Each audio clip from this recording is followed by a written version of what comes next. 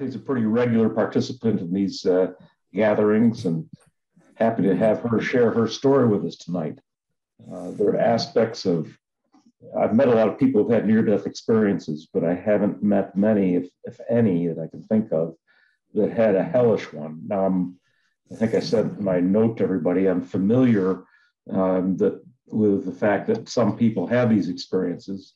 And there was a book, Kathy, what do you know the name of the book that was written by, was it Nancy Bush? She had three. The Buddha in Hell, I think, was the first one. Yeah. And then Howard Storm had My Descent into Death. But that's about all I could find for a long time. Well, why don't we? Nancy's book was Dancing Past the Dark, I believe. That's right. She's got three of them, yeah. Yeah, they do occur, and lest we think that they're all, every NDE is a wonderful experience. I guess it depends on how you define wonderful. Wonderful and hell are two different things. I'll give you a clue. Yeah. So, Kathy, why don't I let you tell your story? Tell us how, maybe a little bit, did you have any kind of transformative experience before this near-death experience? And if not, then why don't you just get into your experience and tell us about it? Okay. If you've heard this story before, I apologize for having to drag you through it again. But I was born and raised a Catholic. My dad had been an atheist, but in World War II, his plane got shot down. He landed upside down on the beach in the middle of a war zone. So he said to God, if you're out there, save me, and I'll become a Catholic. And some fellows came running out from the woods and drug him from the plane, and we all became Catholic. And that was fine. I mean, I never knew any difference. I went to Catholic schools, and all my friends were Catholics, and my parents, my dad was a reader. My mom was a Eucharistic minister. I mean, it was just my life and who I was. And the thing that used to bother me, even as a child, is they tell me on one hand that God is all loving and all forgiving, and God is my father and I'm his child. And then on the other hand, if you happen to eat meat on Friday or try and skip mass or something, there was these terrible things that would happen to you. You'd go to purgatory. And that was the good news, because if you went to hell, you never got out. That was a mortal sin, would send you down there. But a venial sin, and it was really tough to know all the dividing lines and all of that stuff. You'd go, it was the same place as hell, but you'd get out. You just had to suffer. And I just couldn't reconcile the two of those. And of course, all through grade school, it wasn't a huge deal. But in my book, I thought I killed somebody at one of our fairs. I threw a dart at the dartboard, and I got the kid that was working on it, and he goes, and started to topple over, and me and my girlfriend just ran. I was sure I'd killed him. Of course I hadn't, but I thought, God, that's going to rack up some time. Brother, I'm in trouble now. But so that was just a part of who I was. And then when you get older, you get in high school, and all the temptations there. Of course, there weren't very many in a Catholic school, especially when there was 200 kids in the whole school. I mean, 40 kids in my class. Everybody was kind of like related. So there was no trouble there. Went to college for a year, Catholic girls' school, of course. And my parents got transferred. We were in California, in Santa Cruz, which was heaven on earth. They got transferred back to Kansas. And I said, I'm not going. So a guy I'd been dating, he was really nice, and he wanted to get out of the house too. So at 19 and 20, we got married. We didn't know anything about what we were doing, of course. But we did have 3 children in 4 years. And the first one, my baby only lived 2 days. She had all kinds of horrible birth defects. And that's when me and God really came shoulder to shoulder there, because I could not understand why. I mean, I wasn't a bad person. I did everything right. Why did my baby have to be tortured and die like that? And then I felt like he was holding that against me. If I didn't still try and be in the church, I'd never see that baby again. Anyway, it was not pretty. But I managed to get through years and years and years of that and living with it and still just never feeling right about it. Fast forward, I was in my early 50s. I had been divorced twice. I was engaged to somebody else.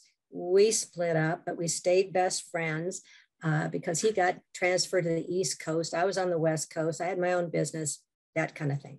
Anyway, he calls up and says, I've got leukemia. He was 53.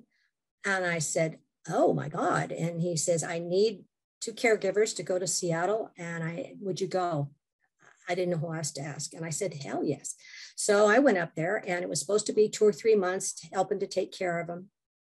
But it turned into, it was either 8 or 9 months, day in, day out, drama, trauma. He was better, he was worse, no sleep, no rest. The other lady broke her foot. I'm taking care of both of them. So I was a wreck. He died. I imploded. And there was a flu going around, very much kind of COVID related, which I caught. And I had been dating this guy, and thank God I called him in the middle of the night and said, there's something wrong. I'm coughing blood up. I'm on the 3rd floor of an apartment building. I can't get to my car. Could you please come get me? It was like 2 a.m.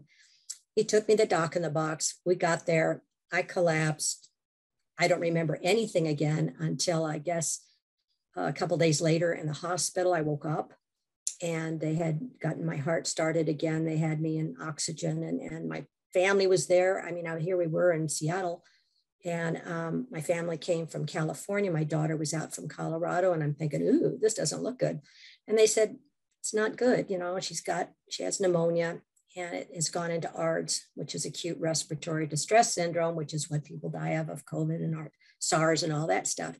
We're going to have to intubate her, put her in a drug-induced coma, and pray, you know.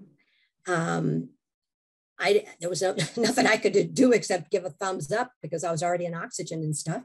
They intubated me and put me in the coma. And the last thing, the doctor says, don't worry about anything because we're giving you some drug. It's called white amnesia, and you won't be able to remember a thing, nothing. You'll just wake up or you won't. And so I thought, swell, they put me out. So I don't know when it was, but I became conscious. I was awake, and it was pitch dark. Later, I would know that was the void, but I didn't know where I was then. And there was no sound. I couldn't tell if I was sitting or standing. It felt like I was in a closet, like somebody played a joke on me. And I thought, well, there's nothing to do but just be. And then it got a little lighter. I thought, you know, it's kind of a reddish glow. Maybe the sun's coming up. And then this fog, and then it smelled bad, and then it got hot. And then I heard this voice beam out of the fog. Do you know where you are? I thought, and I thought, and I thought, and I thought, there's only one place this could be. I hope I'm wrong. And I just said, hell. And this being just burst into this maniacal laugh, and I took off. I turned to the left, and I ran. The whole time I was there, I just felt like it was me. That's why I ran. I didn't feel dead. I just felt like I'd woken up someplace, and I had to figure out where it was. But in the meantime, I had to protect myself. So a series of scenes happened. I don't know why, but this is the way it rolled out. The first scene, I found myself, it looked like New York City, and it looked like somebody had dropped an atomic bomb. There were fires, the buildings had fallen off over, the remaining ones had all the glass broken out. People were screaming in smoke. It was awful. And, you know, of course you think, oh, geez, I better find a place to hide, you know, protect myself, which I did. I kind of tucked into 2 pieces of concrete, huge ones with rebar sticking out, and just kind of sat there thinking, expletive, what am I going to do? And I did see, I thought was a man huddled down over in another area. And I just thought, well, he could be a murderer. I don't know. I need some help. So I just yelled out, hey, over there, why don't we get together? Let's, you know, maybe we can find some food or something. And then just this melancholy voice just said, we are all alone here.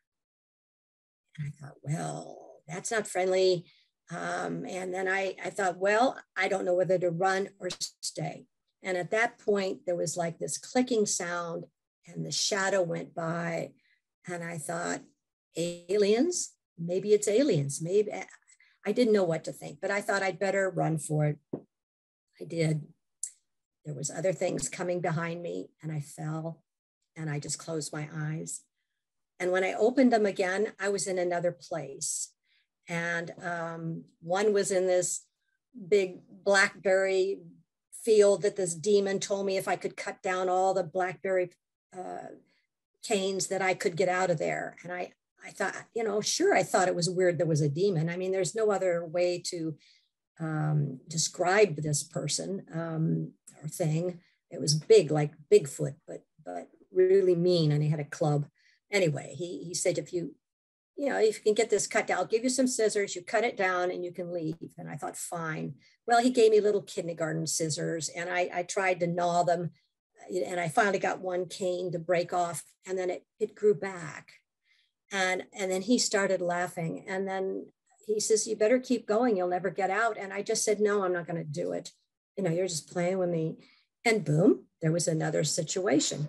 So I saw 2 living people there, which again made me think that I was alive. They were dressed funny and they were asking me strange questions and it was confusing and they weren't helpful. And so those 2 interactions didn't last very long.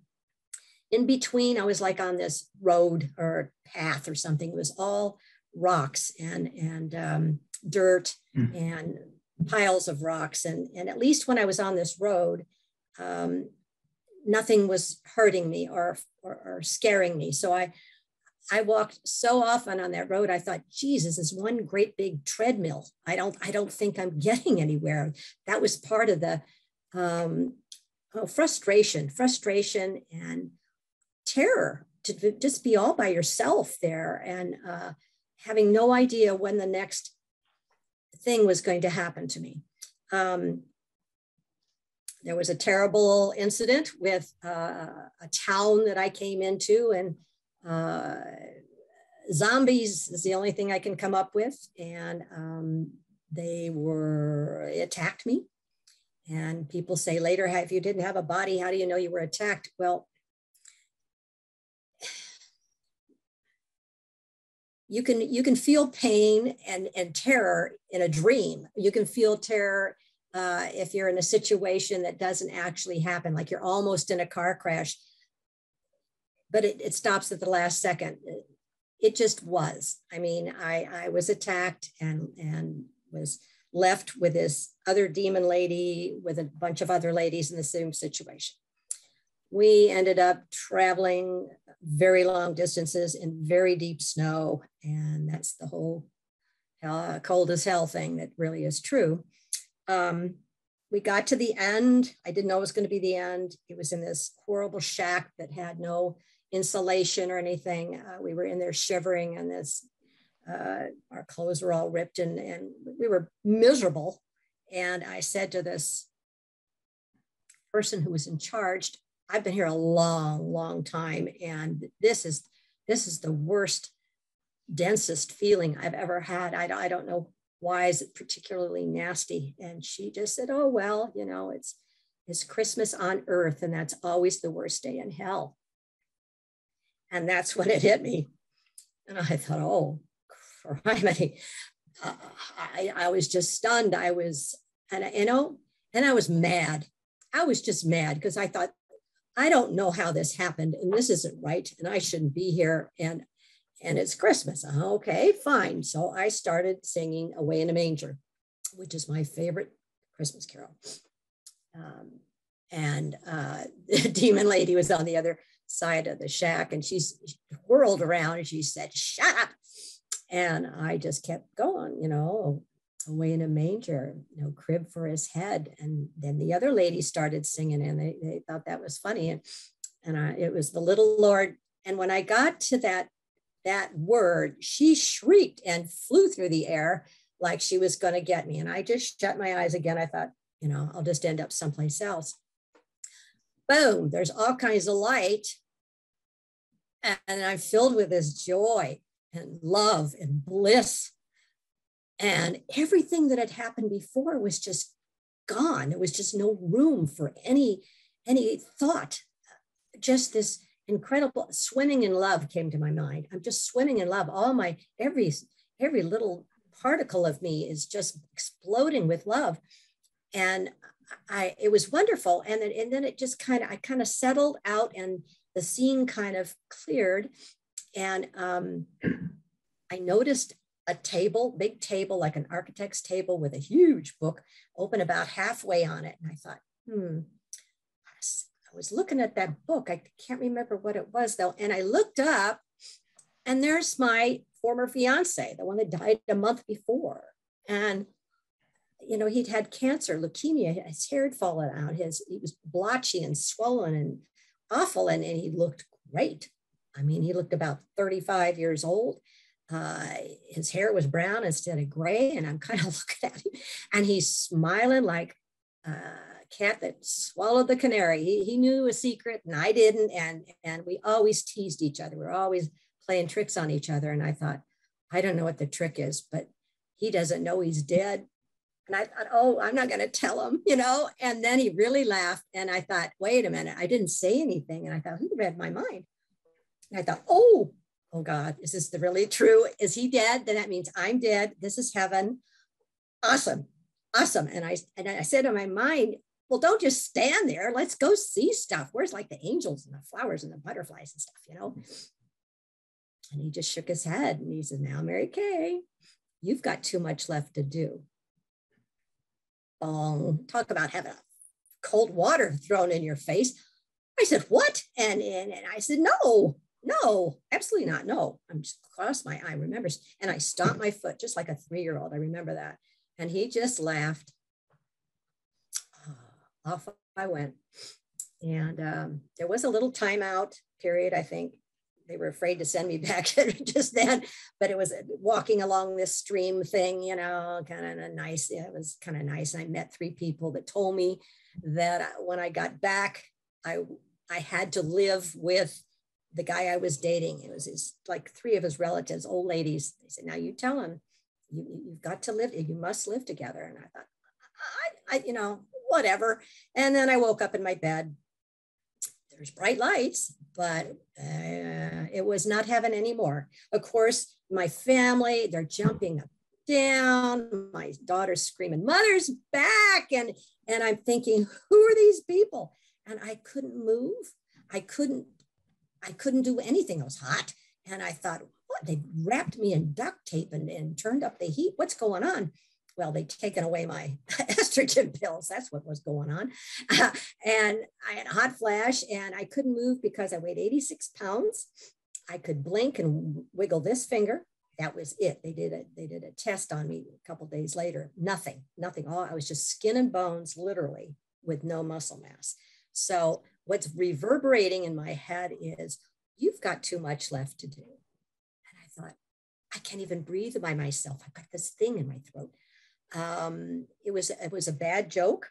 I was not in a good humor, and it was a blessing that I couldn't talk, because I would have been so angry when my mom says, we had a prayer circle going around the earth and we brought you back. I wasn't happy. So it took me, I was in ICU 3 weeks. They kept me there another week, took the thing out of my throat and put another one in. And so I was a portable person that could talk like a robot.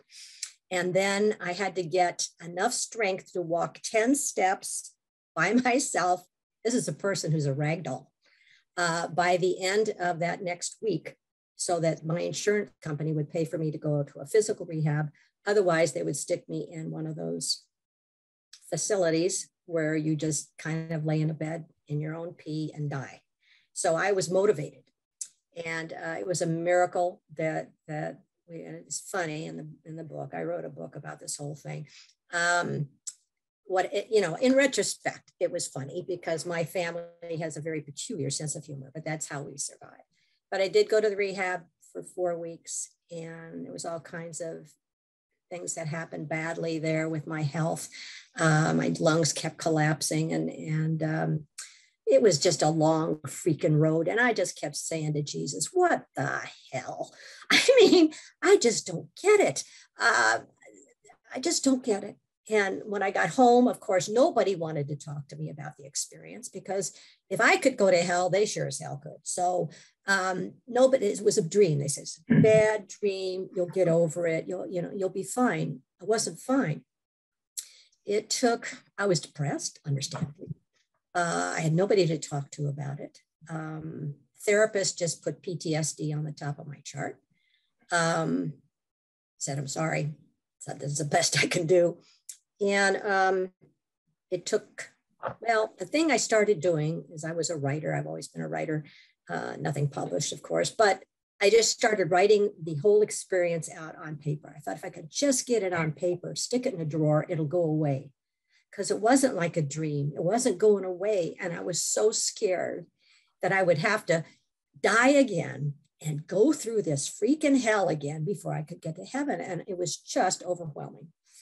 It took 10 years of finally some synchronicities that got me to an IANS meeting. And I went kicking and screaming. I had to drive all the way to Seattle, which was an hour in hideous traffic. And I had a lot of fears. But the voice just kept getting stronger and stronger and made me go. So I went the first one. And of course, it was all angels and butterflies, folks. And I did not fit in. And I thought, I'm not going back. I don't even fit in there. These are dead people and I don't even relate to them. So I did. Finally, the voice made me go again. Eben Alexander was there, and he was pretty amazing to hear. And then I started feeling a little more comfortable. I met a nice lady, and I went to the meetings, and I still thought it was better than nothing. And then Greg up there, he's next, Kimberly Clark and Greg were running the meetings in Seattle. I mean, of all places for me to be, I mean, it was just kind of crazy synchronicity. They arm wrestled me into telling my story, because nobody had ever heard of something like that. Boy, this would be gross. I mean, it was a sellout crowd. They knew I was coming. It was everything but popcorn, because oh boy, this could be scary.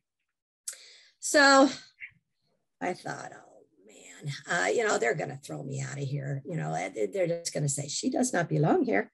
But I got to the end of the story, or the part where I got out and singing the Christmas Carol. And they erupted with applause. I mean, it was like they were on the edge of their seats. They were with me the whole way. And they were so grateful that I got out, because they said, the hands started coming up. So what do you suggest if we find ourselves in hell? I says, we'll sing a Christmas carol, but not Rudolph the Red-Nosed Reindeer, right? You've got to pick the right kind. So again, it was like people going, oh, I always wondered, how you would get out of that if you found that in yourself in that situation. So then it took me another 10 years to write the book. So we're now on 23 years since that experience happened. And as you can see, it is still very fresh in my mind. And we all know why, preaching to the choir here, but I had to come to terms with why I ended up there. And it took me this 10, 15 years, especially being immersed with the IANS people, to understand, I started off in heaven. I'm a piece of God. I'm a spirit. I planned my life to the last detail. And along with all the other people who came with me, including my little 2-day-old daughter, and that I came here to learn lessons, and that it's all good. It's going to all, when I'm through, when I've got everything done here, I get to go home. It's been 23 years, and some psychic told me that they saw me in my 90s. So I'm still not going to get out of here too early, I don't think. But I've come to terms with it, and I'm enjoying it. And I think it's wonderful. And I planned that whole thing. I have a hard time saying, what were you thinking? But I guess in heaven, time on earth looks kind of shorter than it actually feels when you get here. And so I'm to come back. I chose to do this so I could come back and tell other people, Catholics and everybody else, that you don't need to go to hell. I went to hell because I thought I would. I believed it. I manifested it. I made my own hell out of, I can tie every single scene that happened in there to things that happened to me in my life. So I just brought all my hellish experiences and then stirred it all up and experienced it. But the reason is to tell others, don't go there. Skip the trip. You don't need to go there because God loves you, and you can't, God will never, ever condemn anybody. Well, thank you, Kathy. That's quite a journey. Yeah. You didn't know about near-death experiences at the time, right?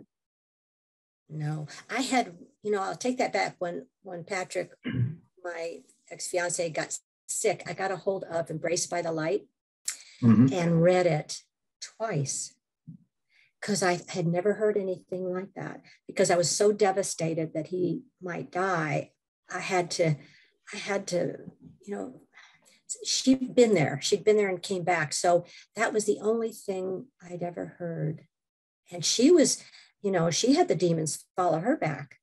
They were in her room, and she was scared to death to sleep. I couldn't sleep for the longest time without one of my family members being in the room. I had them bring in music. It was Taizé, the chanting monks. It does a number on you, that sort of thing. But that was the only thing that I had heard about. So there wasn't much out there. It's interesting that you finally caught up with the Seattle IANS group, but it wasn't like all of a sudden everything was okay. It even took a while before you could open up to that group of people. 10 years, yeah. Probably 11 by the time I'd been there a year. Yeah. Yeah. You made a comment that struck me, and I'm wondering how you came by this. You said, I understand, I planned everything. At what point, what was it that that you read or did that gave you that insight? I've been to 2 conferences, and you get immersed. When you go there, it's just amazing. Everybody should do that. There's just IANS conferences. Oh yeah. They had one in Seattle. It was crazy. Yeah. And then one. See how people say, well, how do you remember? I can't remember anything now, but I remember that that thing. Where the hell was it? That was Philadelphia, I think. Daniel would know. Oh yeah, that's where I first saw Daniel. It's being immersed. I guess it's the only thing. You get to that point where you're so soaked with it, you go down. You go down in the water. And it just makes sense, and it makes more sense than anything else, and it feels light and joyful. It just feels right. I do a lot of reading, a lot of stuff like that. So this near-death experience had to have been part of your plan. Yeah. And do you have a sense for why that was part of your plan? What was that to enlighten folks, or? It was to give me a chance to become awakened, and then people around me. And it's interesting, prophets never welcome in their own country. My parents, my dad believed me. Well, he knew. I mean, he had an experience himself, but still, my mom and my sister. They just don't get it, and it's hard. And my friends, they don't like to talk about it. They think I'm weird, and it's hard. It's hard. But I didn't have an experience, but I talk about it a lot because I've been studying the subject for 20 years. I've got a 92-year-old mother who will listen to what I have to say, but often says, well, I hope you don't talk too broadly about this stuff. It's like It's not socially acceptable. You can talk about religion and what you have to do to avoid going to hell, but if it doesn't fit in that religious territory, it's uncomfortable for people. Yeah, well, that whole deconstruction thing is, I'm reading a lot about that. There are so many people that are walking out of the religions now, particularly in our age group, because it just doesn't make sense. I've done a lot of reading about, the origin of the Bible and how it came to be and all of that. And that's disconcerting, to spend, 7 decades believing something and then to really in your heart and soul know that almost none of it's true. It shakes you. Yeah, I think it's particularly difficult. In your case, you had an opportunity to experience heaven. Yes. So for me, I didn't have that experience.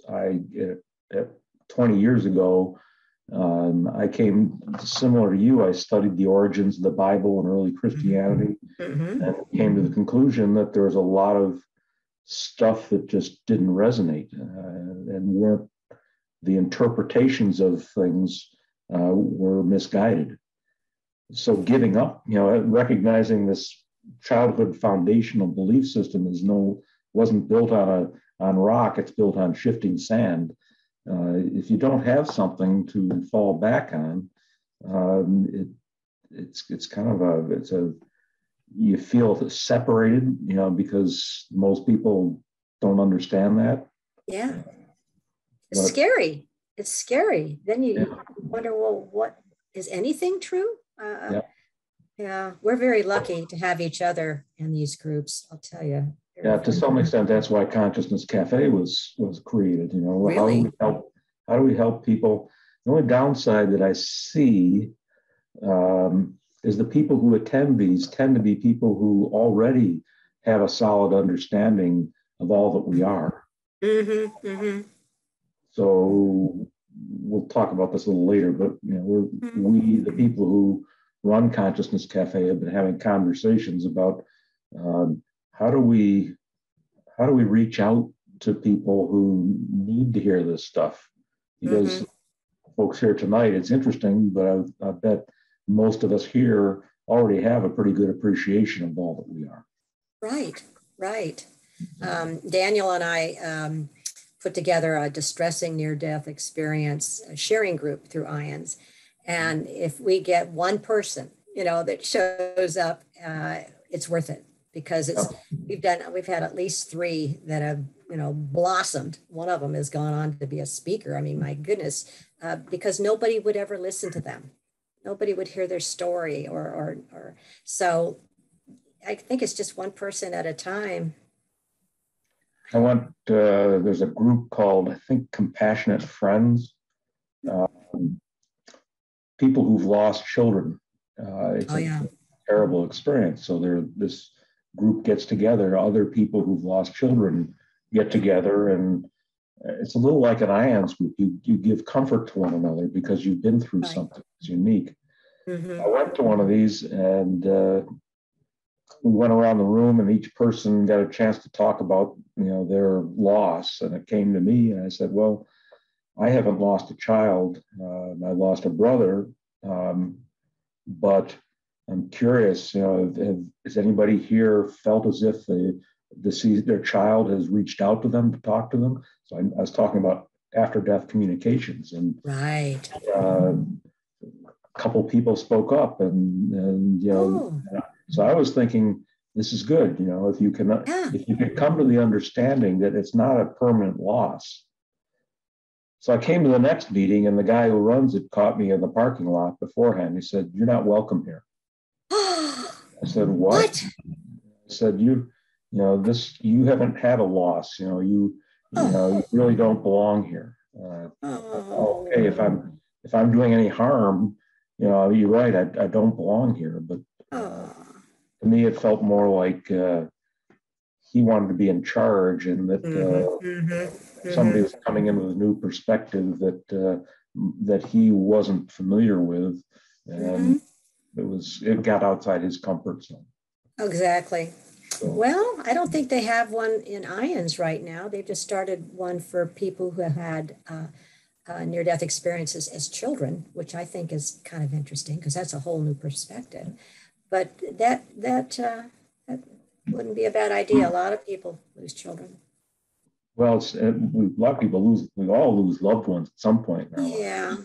And I'm surprised at the number of times people have had communications from deceased loved ones. Maybe that's a question I'd pose to you. Do you have a sense? Most people think that there's this barrier, that there's the living and the dead, and the only way you can look over on the dead side is to actually die yourself. Do you feel that barrier is more of a sheer curtain than a? Oh yeah, yeah. I heard from my daughter once. It was very freaky back when my other two were still babies because they were all so close together. One night I woke up in the middle of the night and I heard one of the babies saying, "Mommy, mommy." And so I thought, oh, I never got any sleep. So I got up and I went into my daughter's room because it sounded like her and she was sound asleep. I went back out in the hall and I thought, well, okay. So I went and went into my son's room. He was sound asleep. And I was so freaked out. This is way back, I was in my 20s. I stood in the hallway and I said, "Lori, don't ever do that again. You scared mommy." And the next day I thought, oh, why did I say that? So I never, yeah, my deceased daughter. Yeah. And I thought, oh, I was so sorry. And then when my youngest daughter was, she was about, I'd say 4 months old. We had her, my mom and I were going someplace in the car and she was in a little baby seat in the middle of us. And she was just the oogling and ogling like little babies do. And all of a sudden she stopped and the baby did. And she looks at the dashboard and she started giggling. She saw something and we were at a stop sign and my mother and I looked at each other and we said, she sees something. And then she started giggling and like somebody tried to poke her in the tummy. She went like this, and laughed and was kicking her feet. And then all of a sudden she stopped, and just went about her business. So I know she saw her sister there. That was always a story we kept in. But then my dad died about, it's been a year and a half ago of COVID. He was just almost 97. And we always said we'd come back and whoever left first, we'd come back and give him a sign or whatever. And he and I had a lot of talks and he always loved being a pilot, so I asked him what he was going to do, when you're on the other side, Dad, when I knew he was getting where he's going to go. And he says, "I'm going to fly." And I said, "Oh, good. I'll catch up with you and we'll go see what's in a black hole and all this other stuff." And so we were always joking about it. And so when he did pass, my whole family got COVID down in Santa Cruz and I'm up here in Seattle and I couldn't go because I couldn't get on a plane. So I talked to him on the phone a couple of times, but my sister had cut up little bits of Fuji apple. That was all he could just suck on at the very end. So he died at home with mom and them. So that was good. And I always told him, now somebody's going to come get you. So watch the ceiling. That's even the hospice people will tell you that. Look up at the ceiling. They'll probably be in a corner. Somebody's going to come get you. So anyway, I forgot to turn this darn thing off. I'm terribly sorry. Well, anyway, so he passed and it was probably, I don't know, 3 or 4 days later, I was talking to my auditor, the lady that made my book. What do you call that? Editor? Nope, she's not the editor. She made the book. Whatever. She was a medium. And we never talked about that sort of thing. She was all business. And we were talking and I hadn't brought up my dad. I will backtrack a little bit. I get excited about this story. When my dad passed, he was breathing and he kept putting the oxygen down and breathing and he was looking up and he was kind of concerned. And all of a sudden he stopped and he looked up at the ceiling and he got this huge smile on his face. And my mom says his face was glowing. Somebody was there and then he just died, so they were all saying, "Oh, I bet it was this person. I bet it was that person," and so I'm talking to my My God, this is embarrassing. My editor will just say, and she says, wait a minute, who's Mary? I says, what? She says, who's Mary? And I says, well, that's me, Mary Kathleen. No, the other Mary. And I says, well, my grandmother, I was named after my grandmother. She goes, oh, okay. I says, why? She says, nothing. And then a couple minutes later, she says, oh, did your dad have a sister? I thought, this is so weird. What? Yeah, did she pass? And I says, yes. And she says, well, your dad wants to know, his mom wants you to know his mom and sister came to get him. I said, my dad's there? And she says, yeah. And I says, oh. And she says, wait a minute. One more thing. Huh? Why is he holding up an apple? And I said, oh, that was the last thing he could eat before, he died. He says, well, he just wanted you to be sure to know that it's really him. And that was so exciting. So I feel like he's with me a lot. In fact, he sent me an email. I've got it on the wall. It was so cool. When was it? March 11th. He had his own email address, and we would email all the time, So when he died, of course, no more emails come, right? But every now and then, how you get one that somebody's been hacked or something, and then you say, oh, that can't be right. Well, my mother and I had been arguing about my name because she couldn't stand his mother. And my dad insisted I be called after her. And so she just called me Kathy. We can call her, we'll name her Mary, but we have to call her Kathy because I hate that name. So anyway, my poor mom's got dementia now. And so like 2 times I was there 2 times ago, and I said something about, I need to write out a check, Mary Kathleen. She says, why are you doing that? Your name's Kathy. And I says, no, my name's Mary. I would never name you that. I would never name you Mary. And I said, oh, I felt so sad about that. So I get home 2 days later, this email shows up from my dad's address is at the top of it. And I thought, what?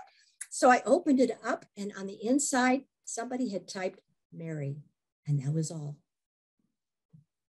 I love it. It's on the wall. So yeah, they come through. Some little synchronicities, if we know to watch out for them.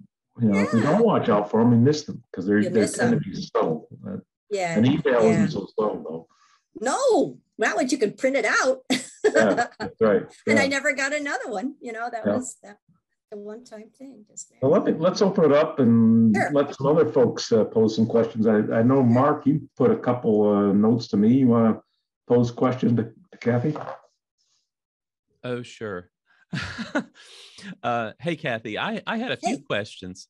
The first was, when you had your experience in hell from an earthly time perspective, about how long do you think it lasted?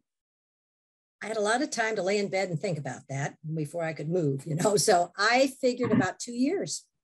That's a long time. It was a long time. I mean, I encapsulated everything that happened just to stick it in a book.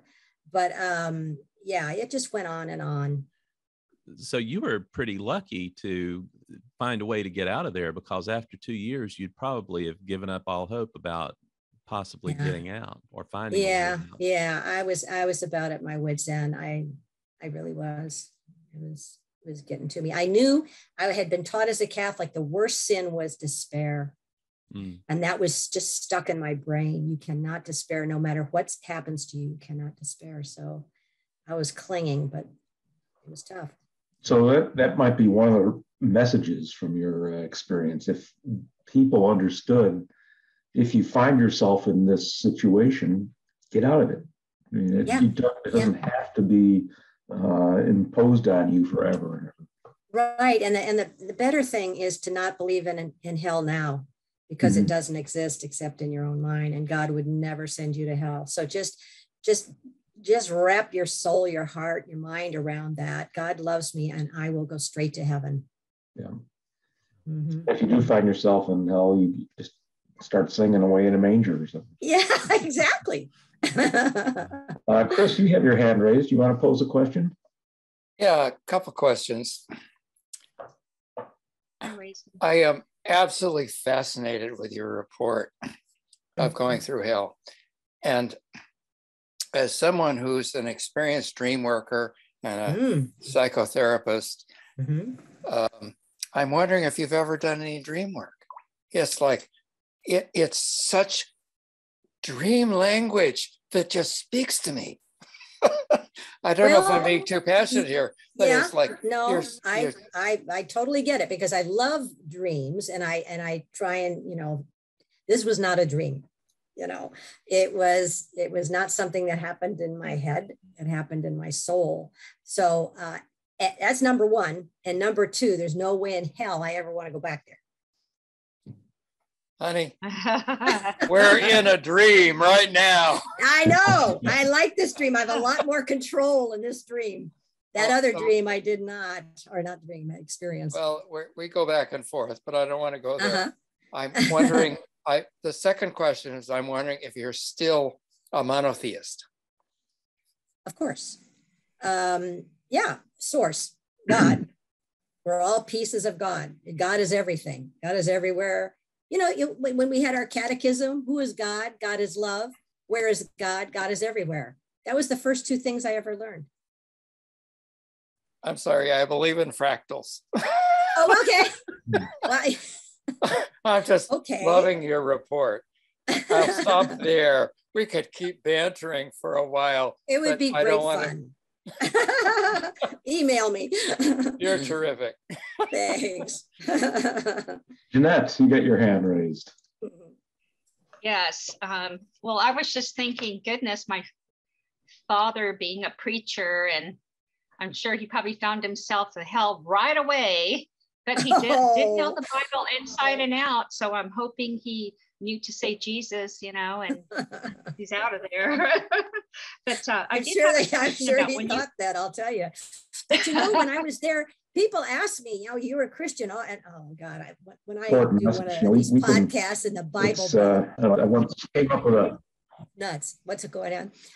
But yeah, when I was taught, God doesn't go where God isn't wanted, and God's not wanted in hell. So I never had the thought of God. A, I didn't know I was dead, and B, it never crossed my mind.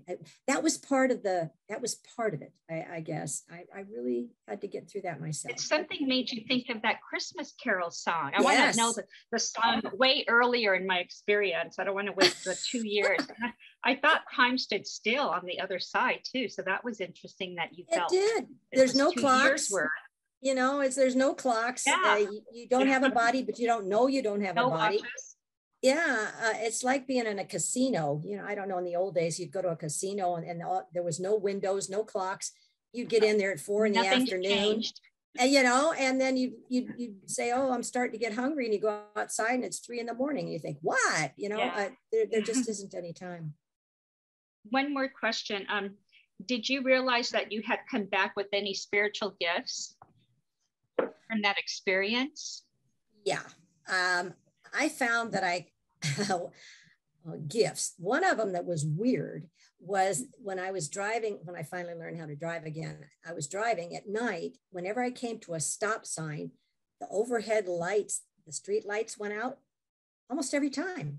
And I thought, geez, they need to get some new bulbs in this town. And I would say that to people. Does this happen to you? When you get to a stop and they'd say, oh, you're, and they'd be in the car and we'd go to a stoplight and the thing would go out and they go, damn, that's spooky. So I can't help it. So I do have problems with electricity like most people do. I got to where I could still, if somebody's talking to me and they say they're fine and this and that, I can say, something's bothering them about their mom. Or I can tell when they're not telling me the truth. And another really funny thing is when I'm watching television, I can almost say what they're going to say before they say it sometimes, especially in when it's like murder mysteries and stuff, drives my partner nuts. He'll say, don't say that. I just let me hear it. Yeah, just weird stuff like that. Yeah, your antennas are way out there to outer space. You're just picking up everything. Yeah, I love the outer space stuff. I'm into that right now. I don't know if that's a fractal or not, but I'm into outer space. Outer space. Yeah. Oh. I've had 2 past life regressions. Those are a kick. One I was in this is just like last week. I was in a spaceship above Earth, and I could see Earth down below, but my job was just keeping an eye on Earth. I was just, this was my trajectory here around the planet. And I just had to report back if I thought I saw anything strange. It was beautiful up there. It's pretty up there. Sounds like a laid back job. Yeah, I like that one. I like that one. I just listened to, what was his name, David Smith or something again yesterday, and I love his story. It's quite old too, but he said that when he was in heaven, oh God, he was there for ages, and he got to go through the Akashic records and the libraries and all that stuff. And he was talking about that people, you can choose to go to all these different solar systems and planets and parallel lives and all this other stuff, but the ones that go to Earth, that's the toughest gig, is going to Earth. It's the most difficult. And he said it's almost like you get a badge, just put on your spirit somewhere, and you'll be floating around, and somebody says, oh, you went to Earth? Oh wow, tell me about it. So I thought that was kind of cool. We all get a little badge. Yeah, cool. Thank you. Yeah. So most of us are probably of an age that we may remember the old television series Star Trek.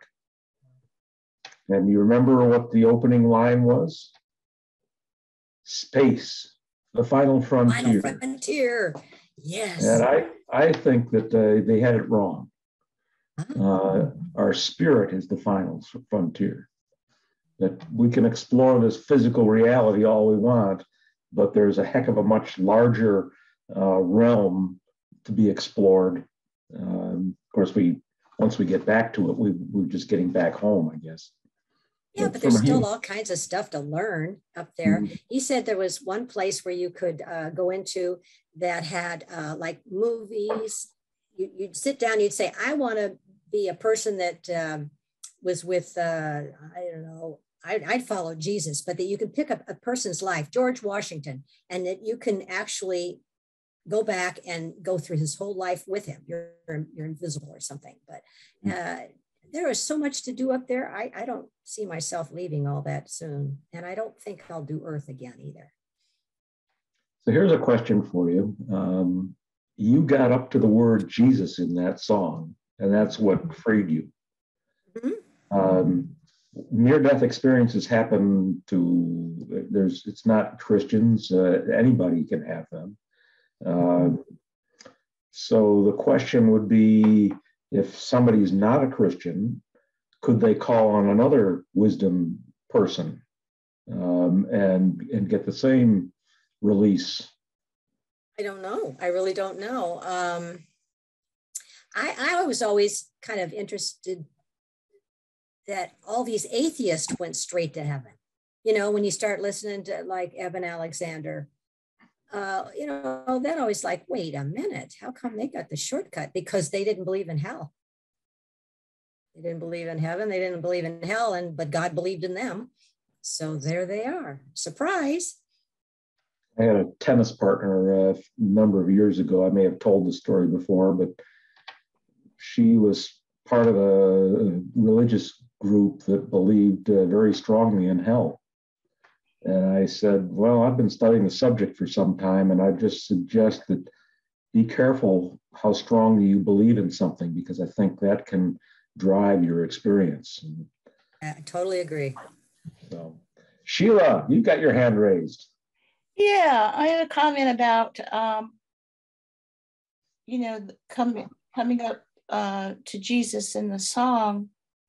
And I just wanted to relate that a lot of times when I go to the Akashic Records with someone and a being steps forward to help them, it's someone that is outside of their understanding of the religion that they've had in this incarnation.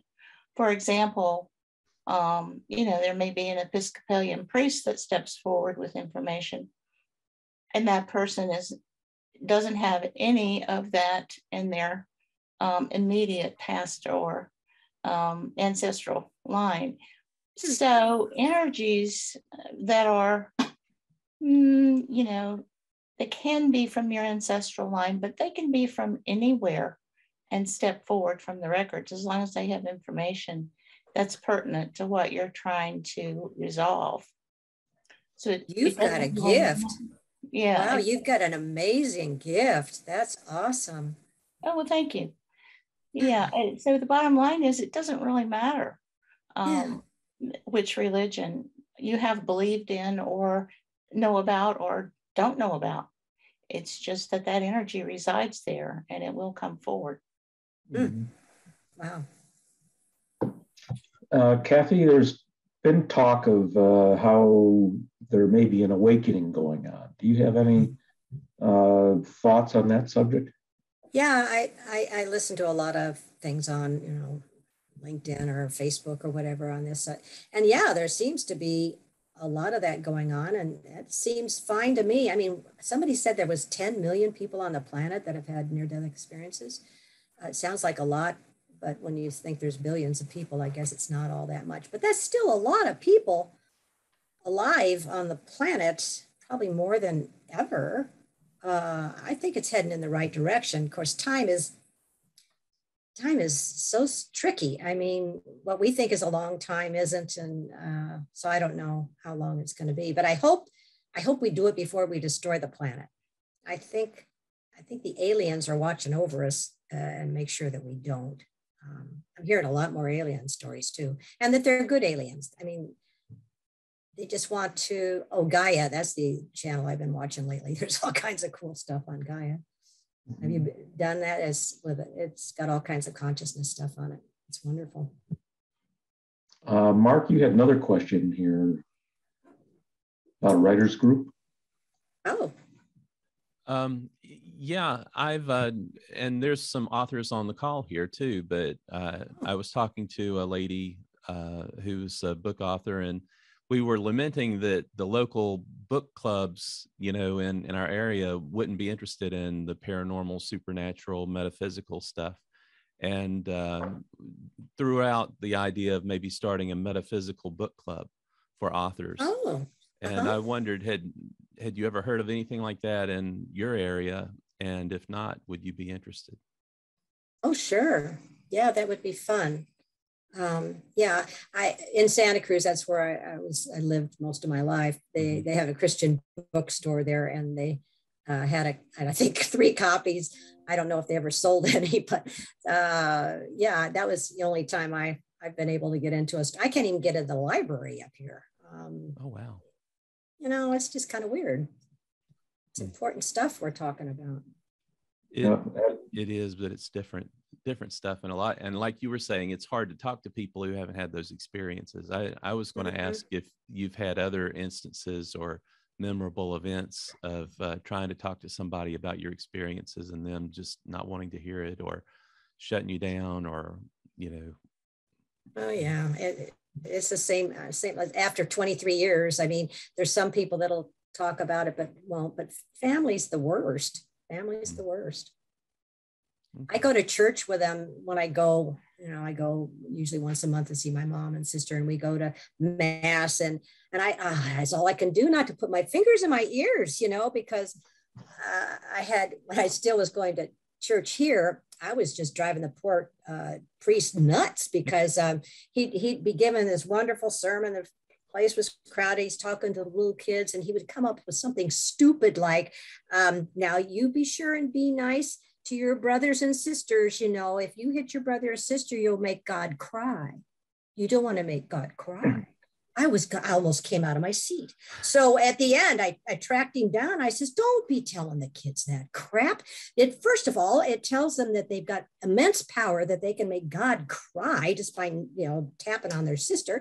And it is just not true. And he got to where he dodged me, believe me, because I just couldn't. Finally, I couldn't go. Just couldn't go anymore.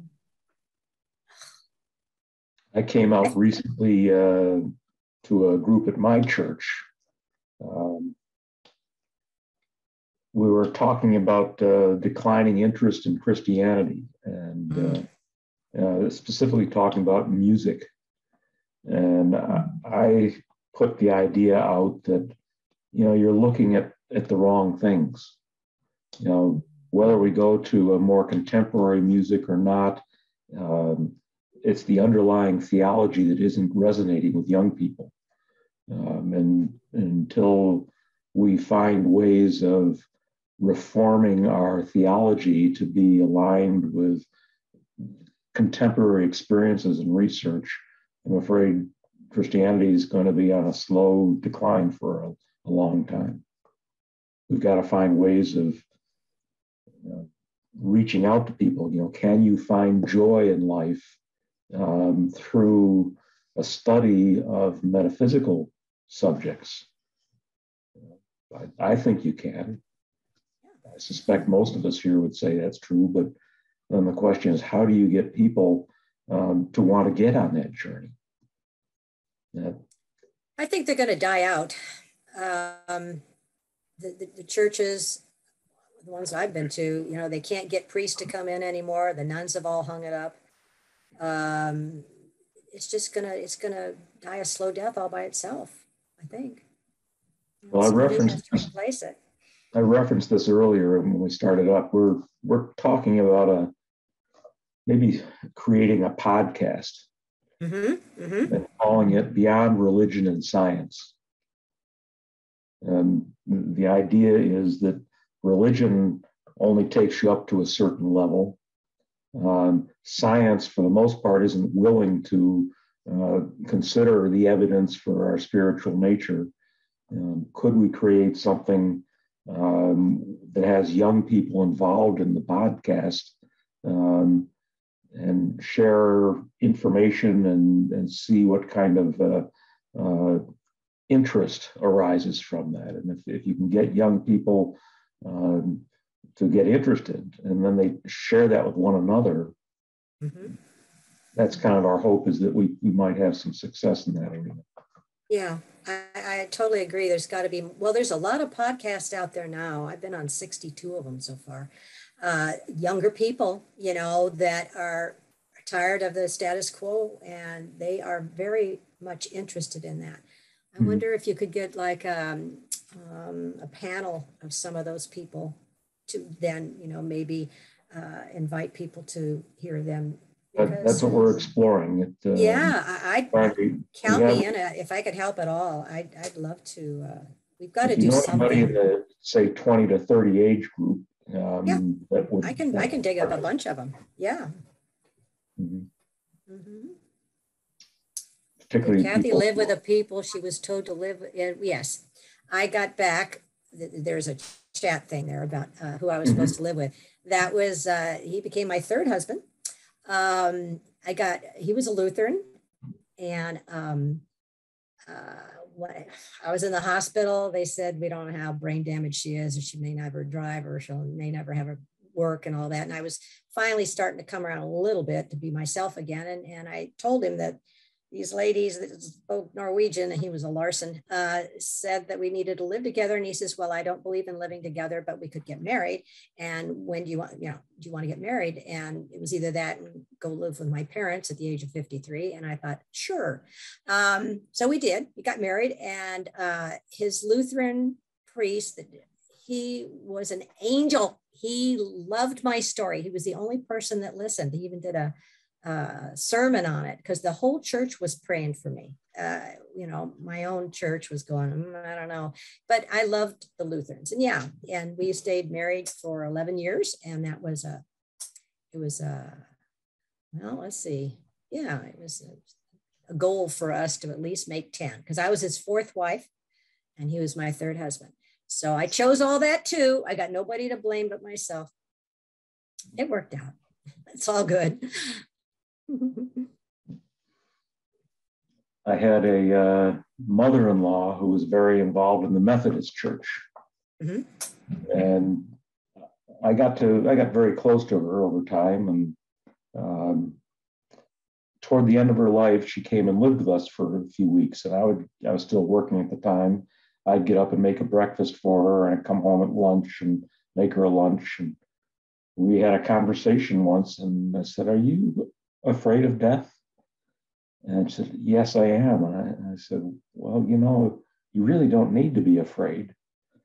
Well, that's what I've been taught, And so she passed about 2 months after that conversation. And at some point I had a reading, and she came through in the reading and said, "I now know what you were talking about." So Oh, cool. I think we can be a benefit to people. I don't know that when we go to the other side, when we finally pass, that everybody all of a sudden is completely enlightened. Some people would say that we all, we all are enlightened, but I think your belief system can, at least for a period of time, keep you locked in to whatever you believe is what your reality is. That we create our reality on the other side. That it's much more malleable. Hence the importance of informing yourself in this life, so that when you make your transition, you can open up opportunities. Don't know. I didn't have that experience. So let's do a hypothetical.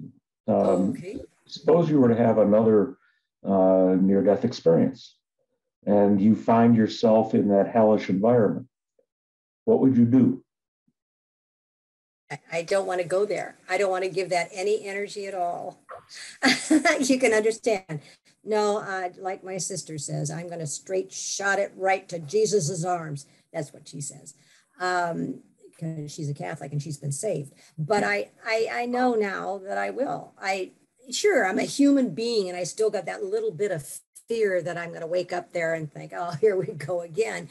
But I try to just really not go there and just. So my take on it would be, if you were to go there, you now know the roads. You know how to get out of it. You just start singing your song again, and there you are.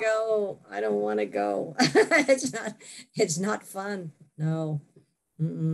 No, well, I want to just be on the other side, and my friend Patrick will be there, and my dad and my brother and my daughter, and they're all, perfectly.